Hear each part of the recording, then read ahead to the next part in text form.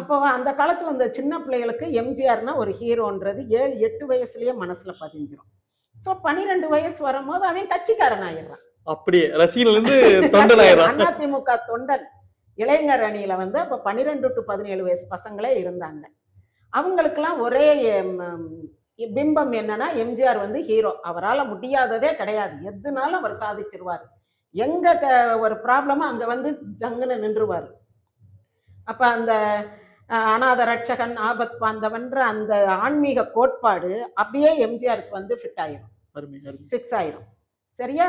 நீங்க எங்கேயாவது ஒரு அந்த எங்க வீட்டு பிள்ளைல ஐயோ என்னை காப்பாற்ற யாரும் இல்லையான்னு ஒரு ஷூட்டிங் நடக்கும். ஷூட்டிங்ல அந்த வசனம் பேசுவாங்க. இதோ நான் இருக்கிறேன், நீங்க ஷூட்டிங் பார்த்துக்கிட்டு இருக்க எம்ஜிஆர் குதிப்பாரு. இப்ப அந்த அங்க ஒரு இதுல வடிவேலு படத்துல படம் காட்டுவாங்க. அங்க வந்து கத்தி அப்படி பறந்துரும், குறுங்கத்தி 1001 பறந்த உடனே இந்தாங்க தலைவான் இவன் இங்க இருந்து எடுத்து எறிவான் ஸ்கிரீன் தெரிஞ்சிடும். அது நடந்தது. அப்போ அந்த மாதிரி ஒரு சீன் அவரே வச்சிருப்பாரு எங்க வீட்டு பிள்ளையில. ஸோ இந்த சின்ன வயசுல எம்ஜிஆர் கட்சி ஆரம்பிக்கும் போது அதுல இருந்த உறுப்பினருடைய வயது என்னன்னா குறைந்தபட்ச வயது 12.